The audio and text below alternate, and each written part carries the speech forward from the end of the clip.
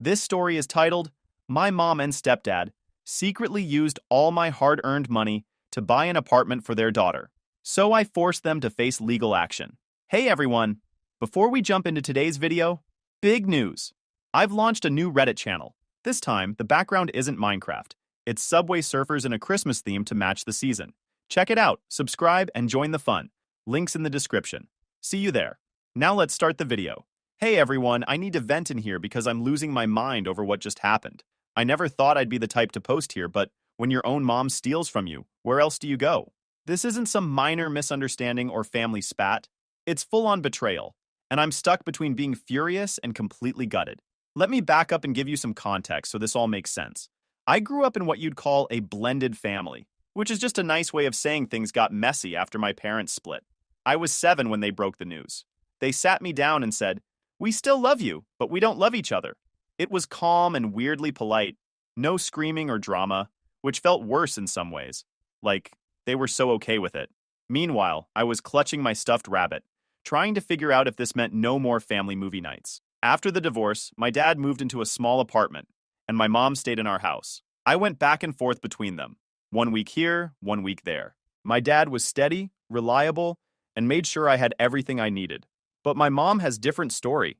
She started dating that guy named Greg not long after the divorce. He moved in pretty quick, and soon after, my half-sister Bella was born. That's when I became, well, invisible. Don't get me wrong, they didn't outright hate me or anything. It was just obvious I wasn't the priority anymore. Bella was their little miracle baby, and I was the leftover kid. My birthdays? Forgotten more often than not. School events? Skipped. I still remember standing in the rain after a parent-teacher conference in 4th grade, waiting for over an hour. When I finally called my mom, she was like, "Oh, was that today?" "Sorry, I was busy with Bella's playdate." By the time I was 12, I had basically moved in with my dad. He saw how things were going and asked if I wanted to live with him full-time. I didn't hesitate. My mom didn't put up a fight. If anything, she seemed relieved to not have to juggle me with Bella and Greg. I stopped expecting much from her after that. No calls, no texts, nothing. It was like I'd been quietly phased out of her life. Fast forward to now, I'm 27. I've worked my ass off at my job in finance, saved up every spare penny, and I'm finally on the verge of buying my first house. I haven't heard from my mom in years. She didn't care when I graduated, didn't check in when I got my job, and definitely didn't ask about my plans. A few weeks ago, she called me last month. "I've been thinking about you. We should have dinner. I miss you so much," she says, like we'd spoken last week instead of practically a decade ago. It threw me off, but I agreed. I don't know why. Maybe I wanted to believe she'd changed, or maybe I just wanted to see what she really wanted, because knowing her, it wasn't just to catch up. Dinner was weird. Mom and Greg were extra interested in my job, asking all these specific questions about my salary, my savings, and my future plans. At one point, Mom said, "You've always been so good with money. You must be doing great." Bella, who's now in college, chimed in with, "You're still in that tiny apartment? I thought you'd have upgraded by now." Greg leaned in, trying to look casual. "So, you've been saving for a house, right? That's a smart move. Houses are a great investment," he said, giving Mom a quick side-eye. Bella, barely looking up from her phone, piped in, "Yeah, houses are expensive, though. I mean, I'm looking at apartments near campus, and even those are ridiculous. It must be nice to already have the money figured out." The whole conversation felt weirdly specific, like they weren't just curious. They were fishing for something. Then Greggy added, "Must be nice to have a steady paycheck. Some of us aren't so lucky," he said, with this exaggerated sigh like I was supposed to feel bad for him. Mom shot him a quick glance but didn't say anything. Instead, she turned to me with a sugary, sweet smile. "You know, honey, it's so impressive how responsible you are. I bet you've got quite the savings built up, don't you?" I shrugged, trying to play it off. "I'm doing okay." Bella, still scrolling on her phone, snorted and said, "Okay? Please, you've probably got a fortune saved by now. So what's your rent? Bet it's a lot for such a tiny place." She didn't even look up when she said it. The whole thing felt calculated, like they'd coordinated ahead of time to corner me. It wasn't a conversation, it was an interrogation. They got me anxious, and I even checked my bank account the next day, just in case. But everything was fine. I thought, okay, maybe I'm just being paranoid.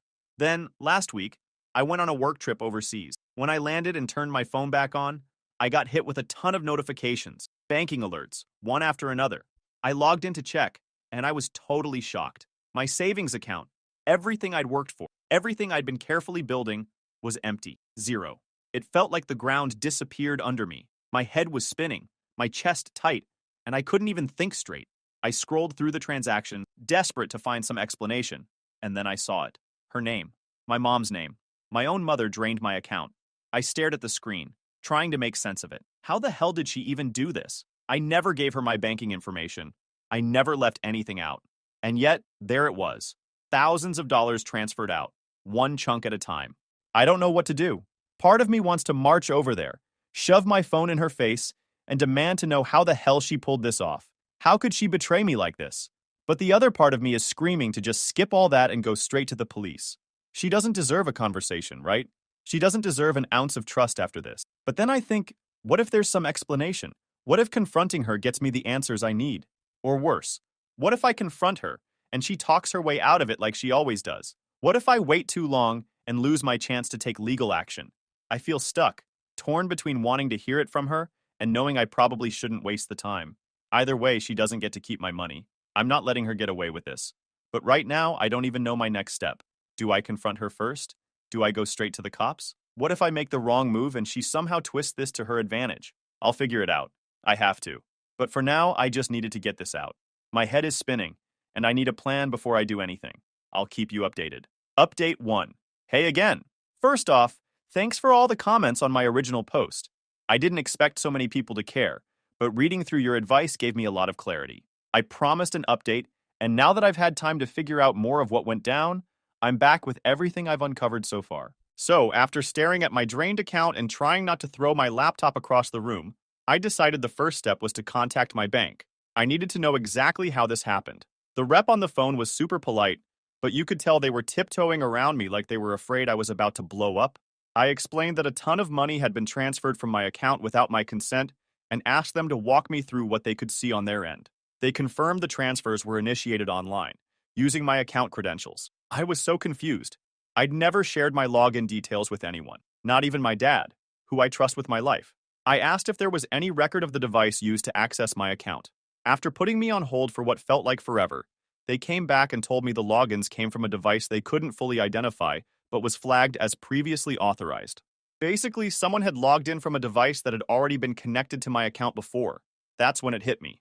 My mom had been over to my apartment a couple of weeks ago, right before the dinner, where she got super nosy about my finances. She'd used my bathroom while I was making coffee. At the time, I didn't think twice about it, but now I'm starting to piece things together. Here's my theory. While she was in the bathroom, she must have grabbed my phone. I don't use biometrics. Don't judge me. And my banking app auto-logs in. She could have accessed it, found what she needed, and made a mental note of my credentials. I know it sounds wild, but it's the only thing that makes sense. She had no other way of getting that information. After I got off the phone with the bank, I called my dad to let him know what was going on. He's always been my go-to for advice, and I needed someone to tell me I wasn't losing my mind. When I told him everything, he got quiet for a long time before saying, "You need to go to the police." I wasn't ready to take that step yet. I mean, we're talking about my mom. I didn't want to believe she'd planned this. Maybe it was some huge misunderstanding. Maybe she meant to borrow the money and just hadn't told me. I decided I had to talk to her first, just to hear what she'd say. So I drove to her house, screenshots of the transfers saved on my phone, fully prepared to demand answers. Greg opened the door with this smug look on his face I always hated, and honestly, I almost turned around right then. But I'd come too far to back out. "Is Mom home?" I asked, trying to keep my voice calm. "She's inside," Greg said, stepping aside like he knew exactly why I was there. I found her in the living room, flipping through a magazine like she didn't have a care in the world. When she saw me, she smiled and said, "Oh, hi, sweetie. What a nice surprise." I wasn't there for small talks. I pulled out my phone and showed her the screenshots. "What is this? How did you transfer money from my account?" She didn't even pretend to be shocked. She glanced at the screen and said, "I don't know what you're talking about." "Don't play dumb," I said. "These transfers are in your name. The money's gone and it's sitting in your account. I want to know how you did it." That's when she dropped the act. She sighed, like I was the one inconveniencing her, and said, "Look, Bella needed help, and you weren't willing to step up. So we took care of it ourselves." "Took care of it?" I could barely process what she was saying. "You stole from me. That money was for my house." "Oh, calm down," she said, waving me off like I was being dramatic. "You're young. You have a good job. You can save it back up. Bella's just starting out. She needs this more than you do." I stood there, stunned, while she rambled about how families should help each other and how it was selfish of me to keep all that money to myself. Then Greg, who had been lurking in the doorway, decided to chime in. "You're overreacting," he said. "It's not like she spent it all. Bella just needed a little head start, that's all." A little head start? My entire savings wiped out, and they're acting like it's pocket change. I told them I wanted my money back immediately, or I was going to the police. That's when my mom smirked and said, "You wouldn't do that. I'm your mother. You don't want to cause a family scandal, do you?" "Oh, but I do." I turned to leave, and Greg grabbed my arm and said, "You don't need to make this ugly. Just let it go, okay?" I pulled my arm off looking disgusted and told him, "This is your last chance. Return my money or I'll make sure you regret it." I didn't stick around to hear their response. I walked out, got in my car, and drove straight to the police station. So, yeah, that's where I'm at now. I've filed a fraud report and handed over all the evidence I have. The bank is working with the authorities to investigate, and my mom's account has already been flagged. I'm waiting to see what happens next, but I'm not letting this slide. I know some people will say, "But it's your mom." And to that I say, family doesn't give you a free pass to screw someone over. If she thought stealing from me was okay, then she can deal with the consequences. I'll keep you all posted as this unfolds, but right now, I'm just trying to stay focused and not completely lose it. Update 2. All right, y'all, I'm back, and things have escalated more than I expected. After filing the report, I thought I'd just be sitting around waiting for updates from the police. Turns out, that's not how this works. It's been a whirlwind, and let me tell you, my mom and Greg are not taking this well. First, let me walk you through what happened after I left the police station. I handed over every piece of evidence I had. The screenshots, the bank statements, and even text messages from my mom after the dinner, where she was poking around about my savings. The detective handling my case was amazing. She listened to everything and didn't treat me like I was overreacting. She told me they'd freeze my mom's account while they investigate, which gave me a weird sense of relief. Like, at least the money wasn't going anywhere. But when they tried to contact my mom to inform her about the investigation, she denied everything.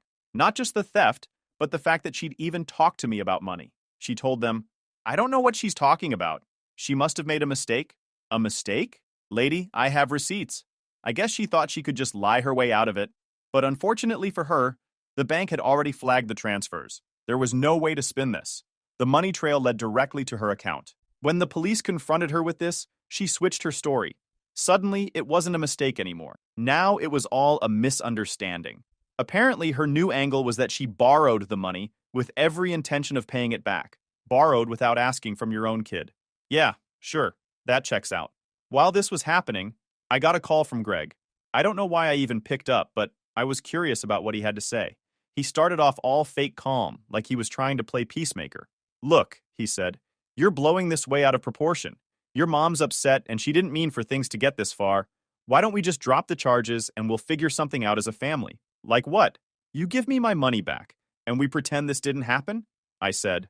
"That's the idea," he said, like it was the most reasonable thing in the world. I couldn't even hold back. "Greg, you broke into my life and stole over $100,000. Do you have any idea what you've put me through? This isn't something I can just drop. You're both thieves, and you're going to face the consequences." That's when his tone flipped. He went from fake friendly to straight up nasty. "You think you're so high and mighty, don't you, little bee?" he sneered. "Living your little fancy life while your family struggles. You've always been selfish. Maybe this is karma." I hung up on him. I don't have time for people who think they're entitled to my hard-earned money just because we are a family. A few days later, I got another update from Officer Taylor. They'd officially frozen my mom's account, but here's the twist. She'd already transferred some of the money to a third account under Bella's name. Yep, they were trying to launder the money through my half-sister, probably hoping it wouldn't be traced. Now, let me be clear. I don't know how much Bella was involved in this. She's a college kid, and while she's been a brat in the past, I never thought she'd actually stoop this low. But when the police contacted her to question her about the account, she played dumb. She denied knowing anything at first, but when I confronted her, I pressed harder. She let something slip. "Mom and Greg told me they were helping me secure an apartment. They said you'd be okay with it," she blurted out. My jaw dropped. "An apartment? With my savings?" Bella had the nerve to look annoyed. "It's not like they spent all of it. They said it was a loan, and you'd probably never even notice." As more details came out during the investigation, it became harder to believe Bella's "I didn't know" act. The fact that a chunk of the stolen money had been funneled directly into her account wasn't just a coincidence, it was deliberate, and the way she brushed it off when questioned made it even worse. I thought Mom was just helping me with expenses, she'd told the police. But come on, she's not stupid. She's in college and knows how money works. At one point, she even defended the whole scheme to me, saying, Mom just did what she thought was best for the family. You could have helped willingly, but you didn't. So what was she supposed to do? Like stealing from me was somehow my fault. The fallout at this point was wild. My mom started calling every relative we have, spinning her sob story about how I was ruining her life and dragging the family through the mud. She told everyone that I was exaggerating, that it was all a misunderstanding, and that I was being heartless for going to the police. Guess what? Most of the family didn't buy it. My dad, who has always been my rock, made sure everyone knew the truth. He sent out a mass email to the entire extended family, laying out the facts, the bank transfers, the police report, and even a few choice quotes from my mom admitting she took the money. The responses were mixed. Some people rallied around me, saying what my mom did was unforgivable. Others tried to play the family should stick together card, like I was somehow in the wrong for not sweeping this under the rug. Meanwhile, I started getting anonymous messages on social media. Stuff like, "You're a terrible daughter, and how could you do this to your own mother?" I blocked every account, but I have a feeling Greg was behind them. He seems like the type who thinks online harassment is a valid way to win an argument. Through all of this, I've been staying focused on the bigger picture. The investigation is moving forward, and the detective assured me that I have a strong case. With the evidence I've provided, it's likely my mom will face criminal charges, especially since she lied during the initial questioning. As for the money, the bank has already started the process of recovering it. They were able to freeze most of what was left in my mom's account, and they're working on getting the portion that was transferred to Bella's account. It's going to take time, but at least I know I'll get it back eventually. In the meantime, I've taken steps to protect myself. I changed all my passwords, set up two-factor authentication on every account I have, and even installed a security camera in my apartment. Paranoid? Maybe. But after what's happened, I'm not taking any chances. I'm also looking into getting a restraining order against my mom and Greg. The idea of them being able to waltz into my life whenever they feel like it makes my skin crawl. They've already proven they don't respect boundaries, so I'm making damn sure they can't cross anymore. So yeah, that's where things stand. It's messy, it's stressful, and it's not over yet, but I'm holding my ground. They thought they could walk all over me, but they underestimated how far I'm willing to go to protect what's mine. I'll update again when there's more to share, but for now, I just want to say thanks to everyone who's had my back. You've helped me stay sane through this insanity, and I can't tell you how much that means. Update 3. Hey guys, I'm back with another update, and this one's a doozy. If you've been following along, you know I reported my mom and my stepfather for stealing my savings. Well, things have escalated, big time. I'm writing this fresh from the courthouse because, yes, we went to court, and no, it did not go the way my mom thought it would. Let me pick up where I left off. After my last update, things got messier. The police finished their investigation and formally charged my mom with fraud and theft. When she got the notice, she lost it. She called me over 20 times in a single day. I didn't answer a single call, but I did save the voicemails. They were a mix of crocodile tears and threats. I can't believe you're doing this to your own mother. You're tearing this family apart. Is this really how you want people to remember you? Another was more like, you think you're so smart, don't you? You don't know how the world works, kid. You'll regret this when you realize what you've done. I forwarded every voicemail to my lawyer. If she wanted to guilt me, she picked the wrong tactic. I was done being the family doormat. The court date was set pretty quickly because the evidence was airtight. My bank had provided all the documentation showing the unauthorized transfers, and the police had statements from both me and my mom. She tried to play innocent, claiming it was all a misunderstanding, but her lies caught up to her fast. When I walked into that courtroom, I wasn't sure what to expect. I was nervous, sure, but mostly I was angry. Angry that I even had to be there. Angry that my own mom put me in this position, and angry that she was still trying to spin this as me being the bad guy. She showed up with Greg and Bella in tow. Bella wouldn't even look at me, but Greg had his stupid smug face on full display, like he thought they were about to walk out of there scot-free. My mom played the part of the victim perfectly.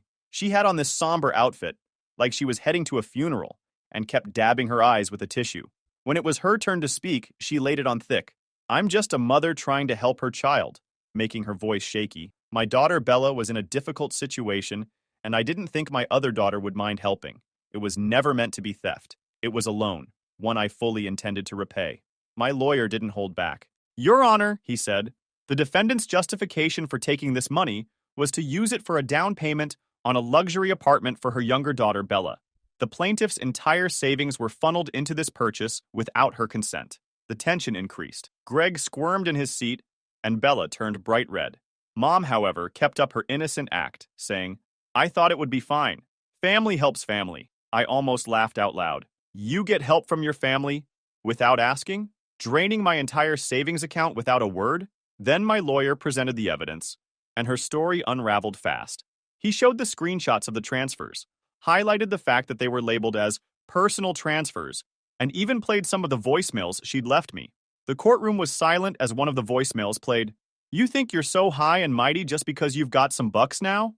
You'd be nothing without this family. Don't you dare forget where you came from, you ungrateful little brat. Acting like you're better than us? Please, you're just a stuck-up wannabe riding on the coattails of people who actually matter." The judge didn't look impressed. In fact, he looked downright annoyed. Then Greg tried to speak up, saying, "Your Honor, this is just a family disagreement blown out of proportion. My wife," the judge cut him off. "You are not the defendant, and unless you're testifying under oath, you will remain silent." Greg's face turned bright red and he slumped back in his seat. I swear that moment was the highlight of my day.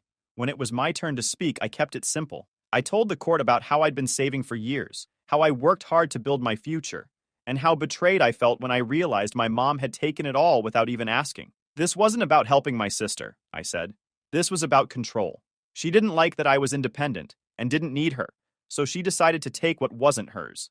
Family doesn't do this to each other. The judge nodded along as I spoke, and when I was done, he looked directly at my mom and said, "Your actions were not only illegal, but deeply unethical. You violated your daughter's trust in a way that is inexcusable. This court finds you guilty of theft and fraud."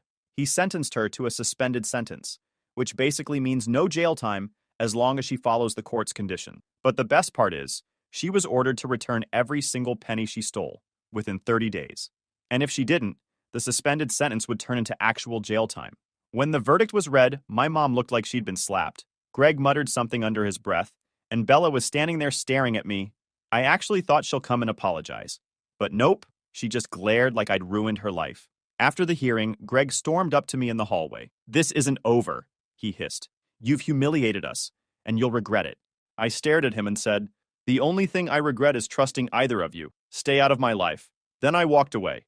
Things are getting interesting. Most of my extended family is on my side, especially after I sent out a group text explaining everything. I guess when you stand for yourself and claim power, no one has anything to judge you about. And if they did, I'll shut them all up, because I'm already fed with this nonsense. My dad came to court with me, and afterward, he gave me a hug and said, "You did the right thing, kid. I'm proud of you." That meant more to me than I can even put into words. Now, I'm waiting for my money to be returned. The bank has already started the process, and as of today, my mom has repaid about half of it. The rest is due by the deadline, and if she doesn't cough it up, well, that's not my problem anymore. It's the courts. I've also filed for a restraining order against both her and Greg. I don't want them anywhere near me, my apartment, or my accounts ever again. I'll keep you posted on how the repayment goes, but for now, I'm feeling a lot lighter. This isn't the ending I wanted, but it's the one they forced me to create. Thanks for sticking with me through all this, guys. Final update. Hi, guys. It's been a wild ride. I'm back with what's probably going to be one of my last updates. A lot has happened since the court ruling, and while things are finally calming down, the fallout from this whole mess has been nothing short of chaotic. So, after the judge ordered my mom to pay back the stolen money, I kept waiting for the other shoe to drop. You'd think getting caught and dragged to court would have made her and Greg back off, but these two are relentless. They actually had the audacity to try and appeal the ruling, claiming the court was too harsh, and that the sentence didn't take family dynamics into account. The court basically told them, "You stole the money, you admitted to it, and now you're paying it back. Deal with it." Their appeal was denied almost immediately, and I thought that would be the end of it. But of course, they couldn't just leave it there. A few days after the appeal was shot down, I started getting these weird, passive-aggressive texts from Bella. Stuff like, "Hope you're happy. Mom's been crying nonstop, and it's all your fault. Do you even care what you've done to this family?" And my personal favorite, "You might have your money, but you've lost your family forever." At this point, there's nothing I could say that would make them understand how messed up this whole situation is. And honestly, I'm done trying. I've spent enough of my life bending over backward for people who clearly don't care about me. On the bright side, the bank officially transferred the last of my money back into my account last week. Seeing my savings back where they belong was like finally being able to breathe after holding my breath for months. I'm still working on getting the restraining order finalized, but having my finances secure again feels like a huge step forward. Remember how I mentioned some relatives tried to guilt me into letting this go? Well, a few of them have really leaned into the drama. My aunt, let's call her Karen because she's basically the walking stereotype, decided to hold a family meeting to discuss rebuilding bridges. She called me up and said, "I think it's time for everyone to come together and heal. Your mom's been through a lot, and this situation has been hard on all of us." I nearly laughed. "You mean it's been hard on her because she got caught stealing?" I said. "What exactly do you want me to do here, Karen? Pretend it didn't happen?" Karen sighed like I was the unreasonable one. "It's not about pretending. It's about forgiveness. Family is family." "Then maybe she should have acted like family before robbing me blind," I snapped, and hung up. Apparently, Karen went around telling everyone I was being cold and vindictive. But to my surprise, most of the family didn't agree with her. My dad's side, in particular, has been super supportive. The biggest shock, though, came from Bella. About a week ago, she showed up at my apartment unannounced. I wasn't sure whether to slam the door in her face or hear her out, but I opened for her. "What do you want, Bella?" I asked, crossing my arms. She was fuming. "I don't see why you couldn't just let it go," she snapped as soon as I opened the door. "Mom and Greg were just trying to make sure I had a place to live. You didn't need all that money right away, and you're already doing fine." "Doing fine? Bella, they stole from me to get you an apartment, and now you're mad because I didn't let them?" I couldn't believe her nerve. "You're so selfish," she hissed. "It's just money. They were doing it for me. Why don't you get your ass to work and get yourself an apartment? That's my last advice to you, and I don't want to see your face at my door again." I slammed the door in her face. I'm done arguing with people who can't grasp basic morality. As for my mom and Greg, they're still playing the victim. Last I heard, they were telling anyone who would listen that I'm a greedy, selfish child who's punishing them for no reason. I've blocked them on everything, so I only hear about their nonsense through other people. Honestly, I couldn't care less. Right now, I'm focusing on moving forward. I'm officially under contract for a house, a cozy 3-bedroom not far from my dad's place. I'm working with a realtor and a decorator to make it feel like home, and it's the first time in months that I've felt genuinely excited about something. When I close on the house, I'm planning a housewarming party with the people who've stood by me through all of this. My dad, my stepmom, my friends, and the relatives who had my back. The people who actually deserve to be called family. I know this isn't the ending my mom probably envisioned, but it's the one she created. She chose money over our relationship, and now she has to live with the consequences. Your comments and advice helped me find the strength to stand up for myself, and I'll always be grateful for that. If anything else comes up, I'll be sure to let you know. But for now, I'm ready to put this chapter of my life behind me.